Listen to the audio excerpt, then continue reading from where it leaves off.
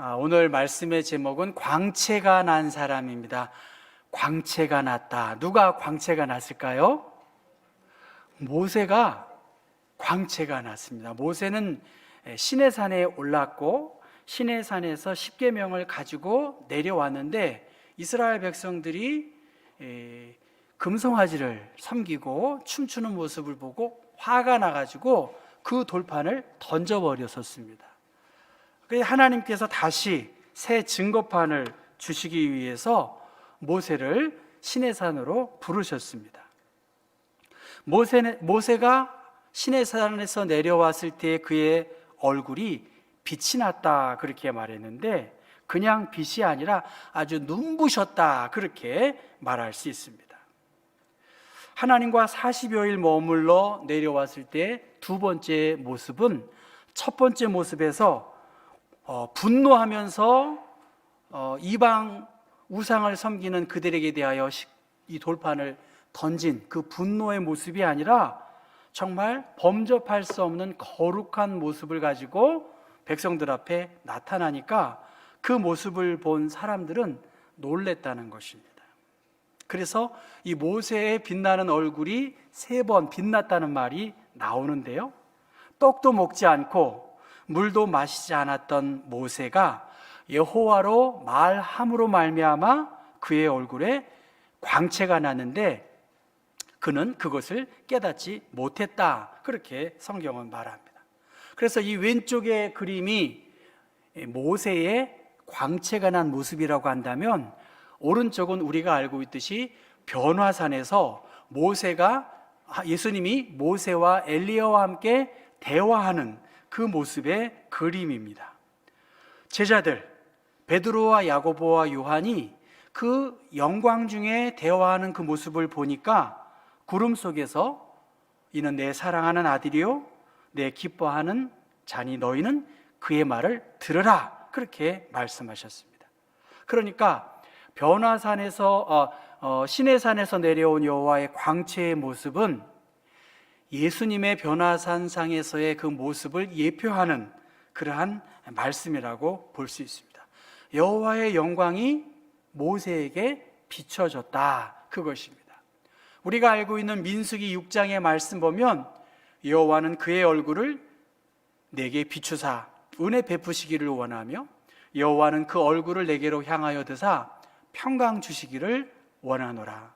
그들이 이같이 내 이름으로 이스라엘 자손에게 축복할지니 내가 그들에게 복을 주리라. 그러니까 여호와께서 그의 얼굴을 우리에게 비춰주시는 것은 은혜 베푸시는 좋은 기회이고요, 여호와께서 그의 얼굴을 우리에게 향하여 드신다는 것은 하나님이 주시는 평강을 드러내시겠다라고 하는 그러한 말씀입니다. 그래서 시편 80편 말씀 보면 하나님이여 우리를 돌이키시고 주의 얼굴빛을 비추사 우리가 구원을 얻게 하소서 그렇게 말합니다. 하나님의 빛이 우리에게 비추면 우리가 구원함을 얻는 그러한 복이 있고요, 그래서 만군의 하나님이여 우리를 회복하여 주시고 주의 얼굴에 광채를 비추사 우리가 구원을 얻게 해 주옵소서 그렇게 말합니다.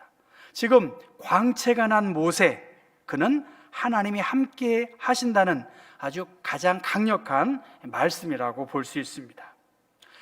나는 세상의 빛이니 나를 따르는 자는 어두움에 다니지 아니하고 생명의 빛을 얻으리라고 예수님께서 말씀하셨습니다. 과연 모세가 어떻게 했길래 광채가 빛난 그러한 사람이었을까? 한번 34장의 내용을 전후로 보면 하나님께서 모세를 시내산에 불렀을 때는 모세 혼자만 불렀습니다.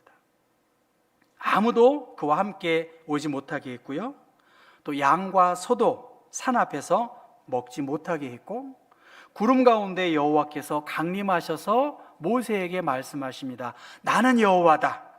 나는 자비롭고 은혜롭고 노하기를 더디하는 인자와 진실이 많은 하나님이다라고 그렇게 말씀을 하셨습니다. 그리고 34장 7절의 말씀 보면 인자를 천대까지 베풀며 악과 과실과 죄를 용서하겠다. 그러나 벌을 면제하지는 아니하고 아버지의 악행을 자손 3, 4대까지 보응하겠다고 이 시내산에서 이 언약을 다시 한번 재확인했습니다. 그리고 장차 모세를 통해서 약속의 땅에 이르게 한 그 이스라엘 백성들 아무 국민에게도 행하지 아니하는 이적을 이스라엘 백성들 앞에서 행할 것이라고 그렇게 말씀하셨고, 이제 약속의 땅에 들어가서 너희를 괴롭히는 그 어떠한 부족들, 족속들도 쫓아낼 것이다. 그러니 너는 이스라엘의 3대 절기인 무교절과 칠칠절과 수장절, 예배 생활을 온전히 감당하라. 그러한 신앙의 교육을 받게 되었습니다. 한번 생각해 보십시오. 오른쪽에 나와 있는 그림이 시내산입니다. 가보니까 정말 저렇더라고요. 그러면서 모세의 마음을 제가 한번 생각해 봤습니다. 나무 하나 없는 저 시내산에, 그 돌산에 말이죠, 아무도 없는 그 상황에서 모세는 단독자로 하나님 앞에 섰다는 것입니다. 모세는 하나님께 집중하기 위하여 여러 것들을 끊고서 하나님 앞에 무릎 꿇었습니다. 아마 하나님께서 모세를 집중적인 신앙 교육을 시키지 않았을까? 리더십도 여러 대처 능력들도 아마 훈련시키지 않았을까? 그래서 그가 하나님의 말씀으로 아주 충만한 그 상태에 있지 않았을까? 그렇게 생각합니다. 그 모든 모습들이 그의 얼굴로 나타난 것입니다. 여호와의 영광의 광채의 일부가 모세를 통해서 이렇게 자연스럽게 드러났고, 그 모습을 바라본 백성들, 이전의 모습의 모세가 아닌 새로운 모습의 모세를 보았기 때문에 가까이 하기를 두려워했고 무섭기도 했고 또 경외하는 마음을 갖게 되었다는 것입니다. 그 모든 결정적인 이유, 그것은 여호와와 말하였음으로 말미암아 자기의 얼굴이 빛났음을 모세는 인지하지 못했습니다. 왜 나를 못 알아주나 하는 아쉬움이 있겠죠. 내 믿음이 얼마나 높은지 몰라? 하면서 안타까워할 수도 있어요. 그런데 여호와와 말하였음으로 말미암아 모세는 모르지만 다른 사람은 그가 하나님의 충만한 능력을 힘입었음을 알게 되었다는 것입니다. 왜 나를 못 알아주지? 이렇게 아쉬워할 수 있어요. 그런데 다수의 많은 사람들은 객관적으로 그가 어떠한 사람인지를 알고 있는데 누구만 모르나요? 나만 모르고 있다는 거예요. 제가 새벽 기도회 때 이러한 이야기를 했습니다. 한 눈먼 사람이 밤이 되면 언제나 등불을 들고 이렇게 거리를 나가게 되었다고 합니다. 다른 사람들과 부딪힐 수 있으니까 자기를 보호할 수도 있고 다른 사람들을 보호하기 위한 아마 사려 깊은 그러한 사람입니다. 그런데 어느 날 길을 가다가 다른 사람과 부딪혀서 넘어지고 말았어요. 그 사려 깊은 사람, 그 여유와 웃음을 잃지 않은 그가 화가 나서 등불을 잘 보고 다녀야 되는 거 아닙니까? 이렇게 화를 냈다는 것입니다. 이 말을 들은 상대방이 꺼져 있는데, 당신이 들고 다니는 그 불이 꺼져 있는데 내가 어떻게 볼 수 있겠습니까? 그렇게 말을 했다는 것입니다. 사랑하는 성도 여러분, 예수님은 말씀하세요. 내 속에 있는 빛이 어둡지 아니한가 보라. 그렇게 말씀합니다.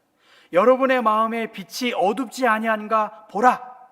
남의 등불에 대하여 이렇다 저렇다 말할 것이 아니라 내 자신의 마음의 등불을 살펴야 한다. 등불이 꺼져 있는 줄을 모르고 어두움 속에서 나름 빛을 비추고 있다라고 생각한다고 한다면 굉장히 위험하다는 것입니다. 하나님께서 태초에 가장 먼저 하신 말씀은 무엇일까요? 빛이 있으라, 그것입니다. 뭐라고요? 빛이 있으라. 그랬더니 어떻게 됩니까? 빛이 있으라 하시니 빛이 있었다라고 말씀하십니다. 어두움은 많은 것들을 가려주고 보지 못하게 하고 혼돈할 수밖에 없습니다. 그것을 밝힐 수 있는 능력, 빛이 있어야 합니다.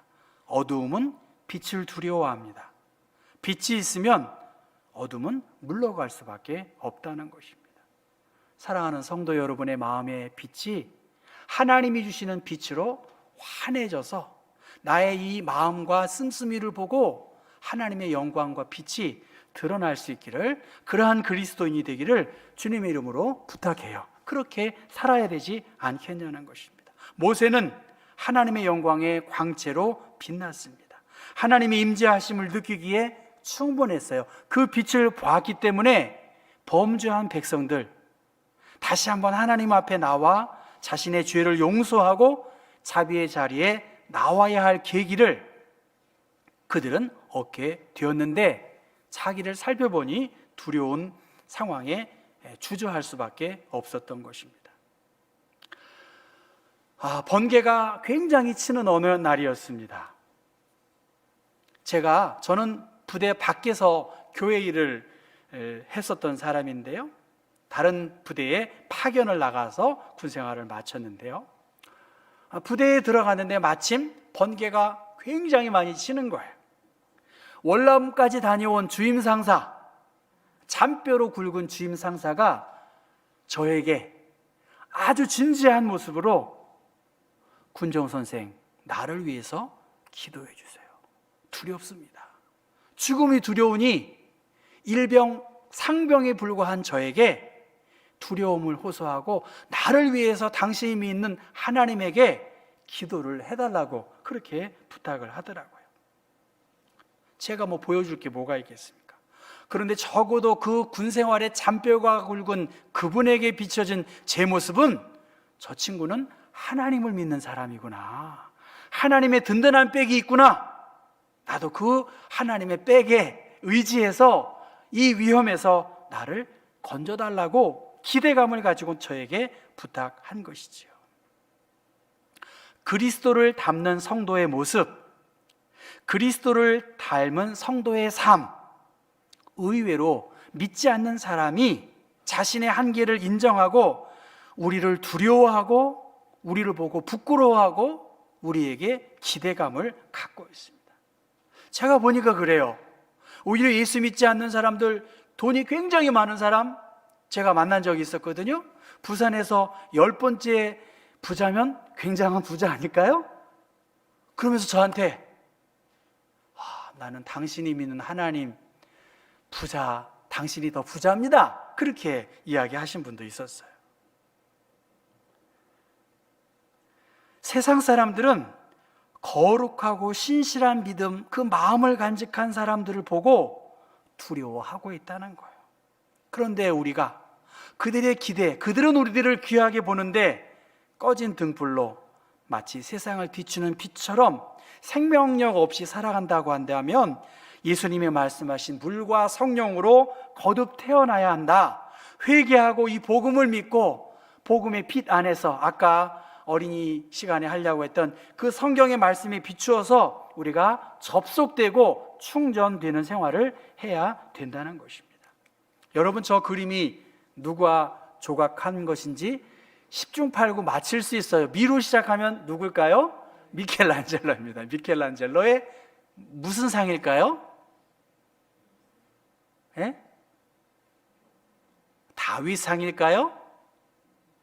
모세상입니다. 모세상. 모세의 모습입니다. 잘 안 보이긴 하지만 모세가 아주 수염이 아주 나왔고요, 아주 근육질에 오른쪽에 십계명을 가지고 있고요, 어디를 아주 응시하고 있습니다. 그런데 저 모세의 얼굴에서 모세의 헤어스타일은 어떤가요? 이게 일본 말인지 모르겠지만 후카시를 많이 넣었잖아요. 이렇게 웨이브를 많이 넣었어요. 그렇죠? 그러면 모세가 어떻게 스프레이도 없었을 텐데 어떻게 웨이브를 줬을까요? 모르겠어요. 그런데 자세히 오른쪽 사진을 보면 제가 이마 윗부분의 헤어스타일을 말하는 거예요. 웨이브를 주었다기보다는 조금 오버한 것 같지 않으세요, 여러분? 뭘까요? 이거 아시면 제가 1달러 드리려고 합니다. 예? 예? 가발 썼다고요? 가발 안 썼어요. 가발? 곱슬머리. 안타깝습니다. 지금부터 말하시는 분들은 틀리면 저한테 1불씩 주셔야 돼요. 예, 모세의 저 그림은 뿔입니다. 뿔난 거야. 모세가 지금 뿔났어요. 화났다는 걸까요? 지금 미켈란젤로는 그냥 그린 게 아니야. 제가 제 교회 어떤 화가가 그림을 그렸는데 성서 그림을 그리신다는데 전혀 성경의 내용과 잘못 고증을 하고 그림을 그리니까 이건 성경의 내용이 아닌데 미켈란젤로는 성경을 알고 그린 거예요. 모세의 얼굴에 광채가 났다, 빛을 발했다라는 말도 있지만 라틴어 불가타 성경에서는 뿔을 드러내 보이다라는 뜻이 있다는 거예요. 그러니까 라틴어 성경 모세의 얼굴에서 뿔이 났다라고 성경을 번역한 그 번역본의 근거에서 모세는 주님과 대화하는 동안에 자기의 얼굴에 뿔이 돋은 것을 모르고 있다라고 말합니다. 그러니까 두 가지 번역일 수 있어요. 모세의 얼굴에 광채가 났다라는 70인역 번역도 있지만 모세의 얼굴에 뿔이 났다라고 하는 이 뿔은 뭘까요? 제단에 뿔이 있다, 짐승에 뿔이 있다, 뭘까요? 소에 뿔이 있다. 무엇을 상징하나요? 힘을 상징하잖아요. 능력을 상징하고 권위를 상징해요. 모세가 하나님과 대면하니까 그의 모습 속에서 뿔, 하나님의 능력, 하나님의 권능, 하나님의 임재하심이 이렇게 표현됐다는 것을 알고 미켈란젤로는 그 그림의 근거에서 작품을 만든 것이죠.